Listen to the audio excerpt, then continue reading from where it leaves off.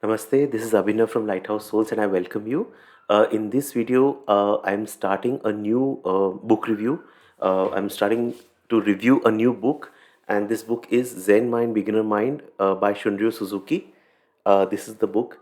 It's a very, very profound book on Zen, and amongst the first books that I had read on Zen, and which had completely transformed my way of thinking and made me go deeper into understanding what is Zen, right? So it's a very, very profound book. It's not a beginner kind of book.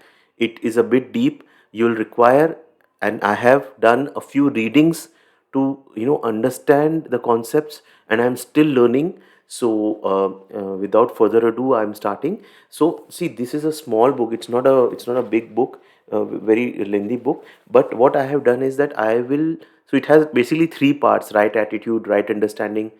There are three. If you see the contents, it doesn't have many contents. Right practice, right attitude, right understanding. Three parts of this book. But I will just do kind of my own way, part wise, which like it may be like 7 8 parts, right? Because otherwise it will become long, right? So before moving forward, I have a Facebook group on mindfulness and Zen. So if you're interested in learning more about mindfulness, you can join my group. I'll be posting tips, insights. We'll discuss a lot of things. So the link is there in the description. Okay. And also we are on Spotify. So if you prefer a podcast, listening to a podcast, then this content is also available as a podcast. So you can search us on Spotify by the name Lighthouse Souls, and it will be available. Okay, so let us start. So I'm starting today with the introduction. So I've made certain my key learnings. I will be just speaking out. So this is the introduction. Uh, what Suzuki says is, Zen mind is one of those enigmatic phrases used by Zen teachers to make you notice yourself, to go beyond the words and wonder what your own mind and being are. Right? Notice yourself, go beyond words and wonder what. So that is why it is said that you cannot explain Zen to anyone. Zen is peeling potatoes, right? Right, when you peel potatoes, you just peel potatoes. So you cannot explain as such Zen to someone, although this book is there, but it is just pointing towards what Zen is. But nothing can explain Zen because Zen is unexplainable, right? This is the purpose of all Zen teaching, to make you wonder and to answer that wondering with the deepest expression of your own inner nature. So it's all about looking at your own deepest nature in this very moment, to see that we are everything and everything is within us in this very moment. We don't need to look beyond this moment, right? Okay, this is being explained in detail in the later parts. The practice of Zen mind. The book's name is Zen Mind, Beginner Mind. So never think that this is like a beginner book. No, please understand what is beginner mind. What they are trying to say. And this is like fundamental to Zen teaching. The practice of Zen mind is beginner mind. The innocence of the first inquiry. What am I? What am I?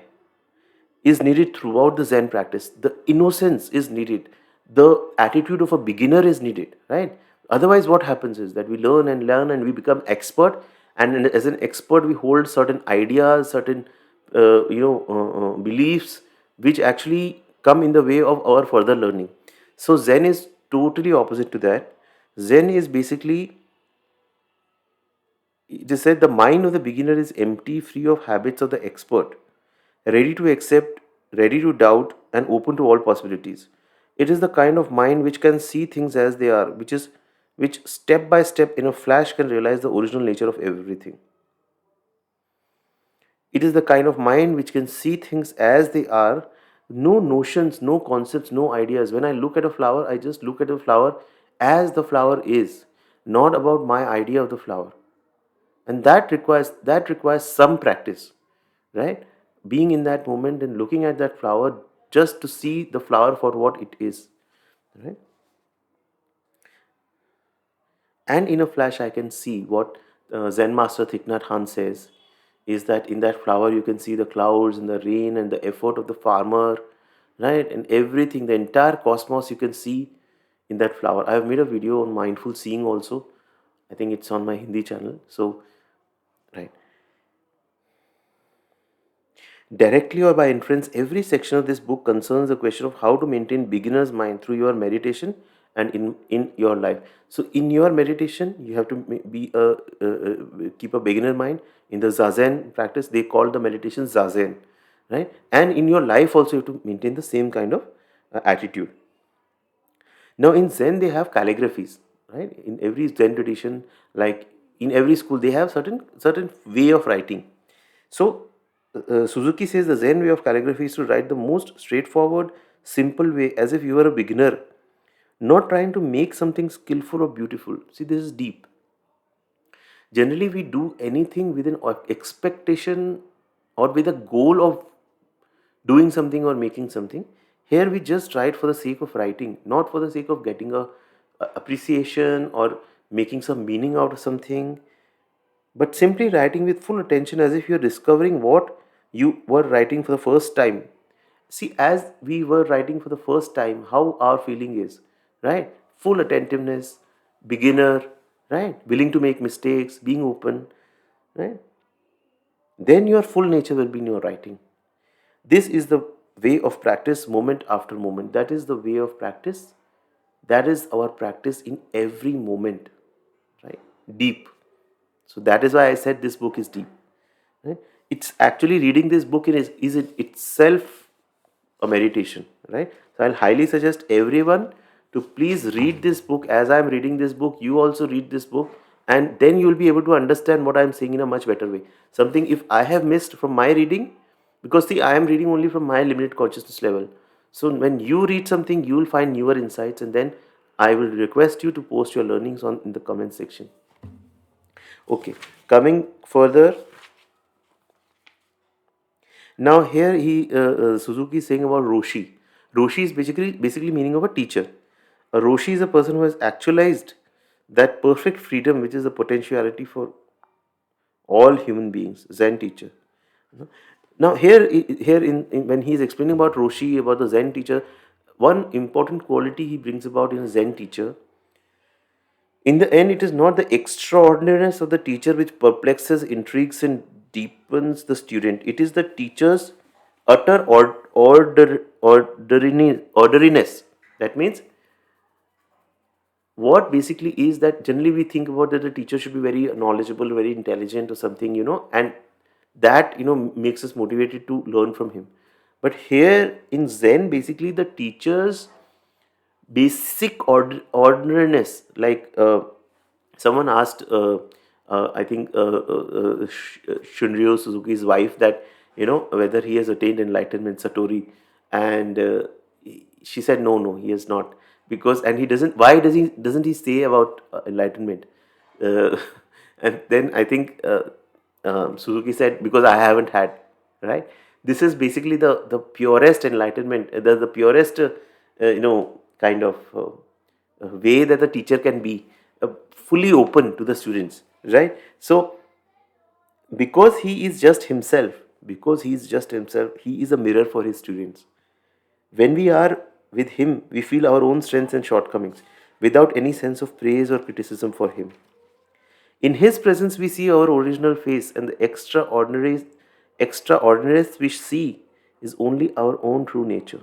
When we learn to get our own nature free, the boundaries between master and students disappear in a deep flow of being and joy in the unfolding of Buddha mind. So the lesson, the big learning for me as a spiritual teacher, as a coach, and for all the spiritual teachers, see, we are all teachers and coaches in our own domain, whether be in our family life or whether as healers or as therapists. People look up to us, but we have to be pure and open, because then only the people will be able to connect with us. They will be able to see their own struggles in our struggles. Like in my many videos, I share my own struggles, my own struggles which I am not able to overcome. I'm still in those struggles and trying to overcome, and that is what actually motivates the student, because then he can connect much better, right? So this something I just thought to share. Then now we come to the prologue. Prologue. Now here he explains about the beginner mind. Fundamental thing of this book. Please understand. Beginner in now beautiful quote. Beautiful quote. In the beginner's mind, there are many possibilities, but in an expert's mind, there are few. I'll again repeat this. In a beginner's mind, there are many possibilities. In an expert's mind, there are few, right? So we also always have to have a beginner mind in our practice, in our work, in our day-to-day life, openness, readiness to learn. Then we will have many possibilities. We will have many ways of understanding or learning things rather than being an expert having, because when you become an expert, it's like a closed mind. Now, uh, Suzuki says, people say that practicing Zen is difficult, but there is a misunderstanding. It is not difficult because it is hard to sit in the cross legged position for meditation or to attain enlightenment. It is difficult because it is hard to keep our mind pure, sorry, and our practice pure in its fundamental sense. What basically Suzuki is saying is, see, Zen is all about seeing our nature in this moment, right now, seeing things, seeing our own internal nature and seeing things as they are outside, as they are. And that is the purity of our practice, and that is not very easy because all our thoughts, all our conditioning, all our perceptions that we have developed over lifetimes, the pull is so strong that we are always being pulled by them. We always, no matter how I try and wake up in the morning and say that I want to be mindful in my daily life, but then again I become angry. I i have judgments towards people, so our practice doesn't remain pure, right? We have to again come back to our practice. So it that way it's difficult practice. Suzuki says, I don't want to talk about, because see, there are various schools. So Zen actually went to China and then it spread into various parts of the world. So there are various schools, right? Like there is this is the they I think they are in the Soto Zen, San Francisco Zen Center. You can go on the website of Shunryu Suzuki, right? They have a particular tradition. Then Plum Village, which I practice in. I practice in the Plum Village tradition of Thich Nhat Hanh. He's a Zen master. That is a other. So every school has its different way of approaching the same thing. So what Suzuki says, I don't want to talk about Chinese Zen or the history of Zen. I am interested in helping you keep your practice from being impure. The fundamentals. So this book basically talks about certain fundamental principles of Zen, right? And you will really love, if you like this whole thing maybe up till now, please do read this book. It will, and you are on a different level. I can tell you that if you're watching this video or listening to this podcast right now, so this book is a treat for you. Yes, there are some portions it becomes difficult to read at parts this book. So that's why what I've tried is that brought out certain specific kind of extracts or paragraphs which are relevant, but makes sense to read the whole book. Okay. So this he says, in Japan we have a phrase soshin, which means beginner mind. The goal of practice is always to keep our beginner mind. Suppose, now example, suppose you recite the Prajna Paramita Sutra. This is a Buddhist sutra. You can replace it with Bible or Quran or Bhagavad Gita, whatever. So if you recite it only once, then it will be a very good recitation. This is the first time you are doing it. But what would happen to you if you recite it twice, thrice, four times or more?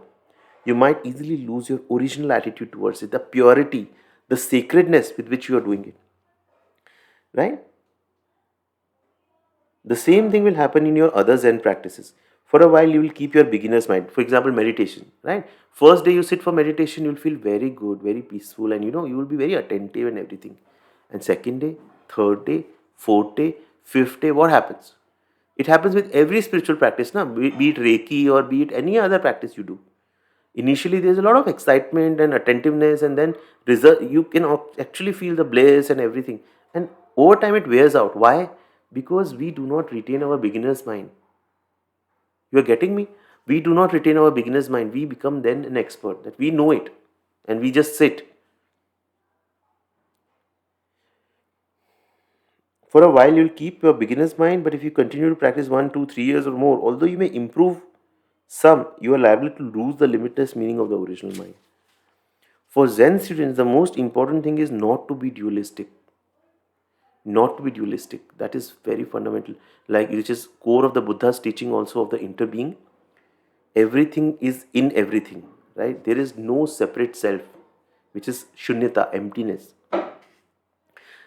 Suzuki says our original mind includes everything within. So the our original mind, limitless mind, what do you want to say it, like the higher intelligence or the absolute awareness or pure awareness, that includes everything else, right?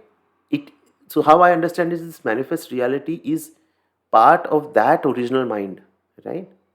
And then we have our limited mind, which is out of ignorance, and this ignorance is becoming the reason for our cycle of birth and death. But the pure mind, the original mind, has all possibilities, everything in that mind, which has created this entire reality. So we have to keep our focus on that mind, that awareness. You should not lose your self sufficient state of mind. This does not mean a closed mind, but actually an empty and a ready mind. If your mind is empty, it is always ready. Now understand this, if your mind is always empty, it is always ready, it is open to everything. In the beginner's mind, there are many possibilities. In the expert's mind, there are few. Right? So if the mind is ready, it is ready to accept everything, move in the right direction, right? But in a closed mind, that possibility is not there. Now, Suzuki says if you discriminate too much, like this is good, this is bad, this is right, this is wrong, you limit yourself. If you are too demanding or too greedy, your mind is not rich and self-sufficient. So what all these things, what we do is that we lose our original limitless mind, and we get stuck in the smallness of things. Now, if we lose our original self-sufficient mind, we will lose all precepts, right? Precepts are basically the Buddhist precepts, like I will not kill, I will not steal, I will not do sexual misconduct. These are like Buddhist. Bhagwan Buddha, God has given the precepts. So we will lose all precepts. When your mind becomes demanding, you will long for something. You will end up violating your own precepts, not to tell lies, not to steal, not to kill, not to be immoral, and so forth. If you keep your original mind, the precepts will keep themselves. So beautiful. And this is what I will correlate it with the Zen master Thich Nhat Hanh's teachings, is that there are certain precepts that you need to follow. But then one of the noble eightfold path is the right mindfulness. If you are mindfulness in your daily life, you'll be able to follow all the other things. But if you're not mindful, you'll not be able to follow all the other things like right speech, right livelihood, right diligence, right view. So the important, and which again I'll correlate with what Osho said. What Osho said, just hold your awareness. That is what you need to do. Right? So what we need to do is that in our daily life, we need to hold our awareness, hold our consciousness. If we do that, everything will be taken care of. Right? And if we don't do that, then everything will be violated. Right? Deep. Think on it, reflect on it, share it in the comment section, what you feel, what is your learning. Okay. In the beginner mind, there is no thought, I have attained something. All self-centered thoughts limit our vast mind. In the beginner's mind, there is no thought, I have attained something. All self-centered thoughts limit our vast mind. The moment you think that I have attained something, or I am no good, or that limits the original mind. So we have to keep our mind empty of thoughts, right? Just be in this moment. When you are washing the dishes, just wash the dishes. When you are folding the clothes, just fold your clothes. Be in that moment. Let not thoughts, because the moment thoughts come, you lose the limitless mind. You go into that small mind, which we don't want to do. Our practice is to be in this limitless mind in every moment. When we have no thought of achievement, no thought of self, we are true beginners. Then we can really learn something. Are you getting it? Then we can really learn something. If you want to really learn something or grow yourself, so this is the job, this is the book that, and this I've recently just read somewhere. This is the book that Steve Jobs had read, and he had devoured this book, loved this book. And Apple was, lot of it was inspired by the philosophies of Zen. And he then I think he became a student of Roshi, or I don't know, but he went back and very deeply he studied Zen. Beginner's mind is the mind of compassion. When a mind is compassionate, it is boundless. So the most difficult thing is to keep your beginner's mind. There is no need to have a deep understanding of Zen, right? So Zen is not that you do a kind of some research on Zen, or some intellectualize Zen, because Zen is opposite of intellectualization. Zen is opposite of long lengthy debates and something. Zen is mind in the present moment, right? Zen is what? Zen is basically the Japanese word for dhyan, which is in Hindi, and chan, which is in Chinese, right? So every moment, my mind in the present moment is Zen. Even though you read much of Zen literature, you must reach each sentence with a fresh mind. So when you come back to this book, come back with a fresh mind. If you're reading another book of Zen or anything else, come back, do it afresh, like you're doing it for the first time. If you're washing the dishes, think that, just be with that thing that you are washing the dishes for the first time, right? That is the beginner way of life.